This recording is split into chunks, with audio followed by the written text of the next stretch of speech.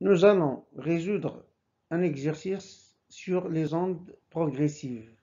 Exercice numéro 1, ondes sismiques. Lisons d'abord le texte.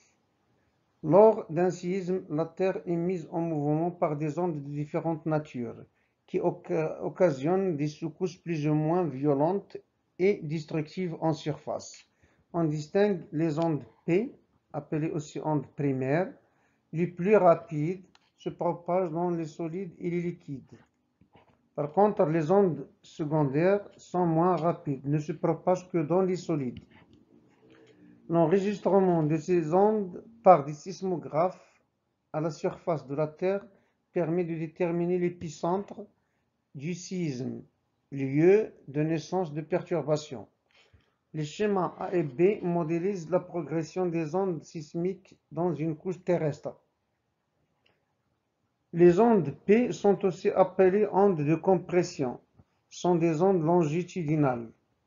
Et les ondes S, appelées aussi des ondes de cisaillement, sont des ondes transversales. Première question, définir une onde transversale. Deuxième question, indiquer sur le schéma à quoi correspond chaque type d'onde.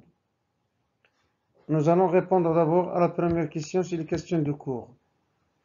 Une onde transversale, c'est une onde pour laquelle la direction de propagation est perpendiculaire à la direction de perturbation. Donc, direction de perturbation perpendiculaire à la direction de propagation. On va utiliser cette définition pour répondre à la deuxième question à 1-2.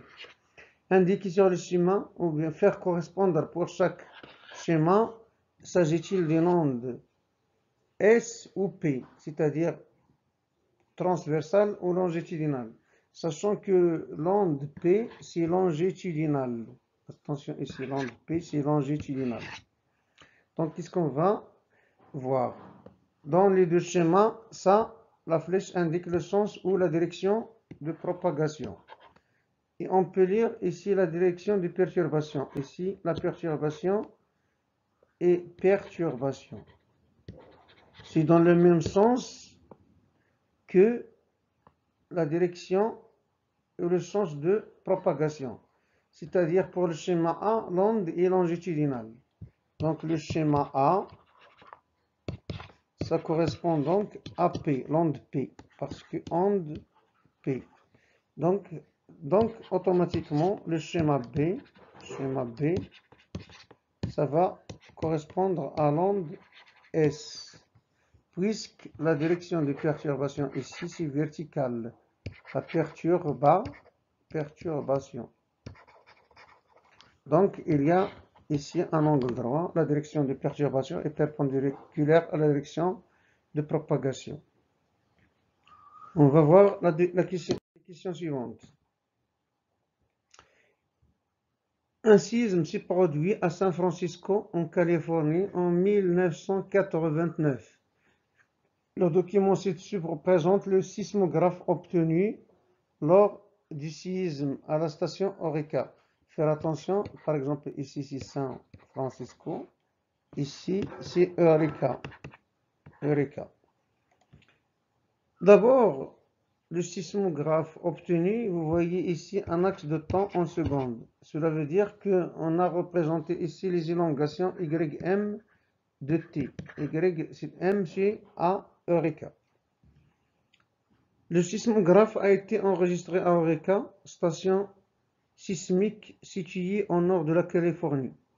L'origine des temps t égale 0 a été choisie à la date du début de séisme à San Francisco. C'est-à-dire ici, c'est le début du séisme. On a note le temps, il correspond à t égale 0, mais à l'instant où commence la perturbation, à l'épicentre. Le sismographe représente deux trains d'ondes, notés A et B. Voilà le premier train d'onde, le deuxième noté B. À quel type d'onde S ou P correspond chaque train? on doit utiliser le fait que l'onde P est plus rapide. L'onde la plus rapide, il va mettre moins de temps pour atteindre Eureka. Ici, la date la plus faible sur le c'est TP. On va l'appeler TP est égal à 40 secondes. C'est la durée nécessaire pour que l'onde atteigne Eureka à partir de San Francisco. C'est le retard horaire, si vous voulez, de Eureka par rapport à San Francisco. Donc, TP est égal à 40 secondes, ce n'est que temps, retard horaire, TP, pour l'onde P qui est rapide. Donc, le train A, on répond maintenant à cette question. Le train A, il correspond à l'onde P. Par contre, le train d'onde B, ça correspond à l'onde S, moins rapide. On calculera ou bien on déterminera après T. T quoi? TS. C'est aussi égal à S. C'est le retard horaire de l'onde S, pour l'onde S de Eureka par rapport à San Francisco. Sachant que le débit, c'est la question suivante, sachant que le débit du séisme a débuté à Eureka à 8h 15 minutes 20 secondes. Donc, à quelle date il a été donc à San Francisco? C'est la question. Déterminer l'heure temps universel en heures, minutes, secondes à laquelle le séisme s'est déclenché à l'épicentre. L'épicentre, c'est San Francisco. C'est simple. Il suffit d'écrire que la date, c'est quoi? C'est égal à cette date 8h15 minutes 20 secondes moins TP qui est égal à 40 secondes. La date c'est quoi? C'est égal 8h14 minutes 80 secondes. Il faut ajouter 60 secondes et mettre ici 14 minutes pour soustraire 40 secondes. Ça vous donne cette date. C'est 8h 14 minutes et 40 secondes. Voilà, on a répondu à la question A1, A2, A2, sachant que les ondes P se propagent à une célérité moyenne VP égale 10 km par seconde. Calculez la distance séparant l'épicentre du séisme à la station Eureka. Cette distance-là, D. Donc, c'est simple, il suffit d'écrire la formule D est égale à V fois P. VP fois TP. Ça vous donne D égale quoi? 10 km par seconde fois 40 secondes. Ça donne D est égal 400 km. 400 km. C'est très simple. La dernière question, calculer la vitesse, la célérité moyenne des ondes S. Or, l'onde P et l'onde S, ils ont parcouru la même distance.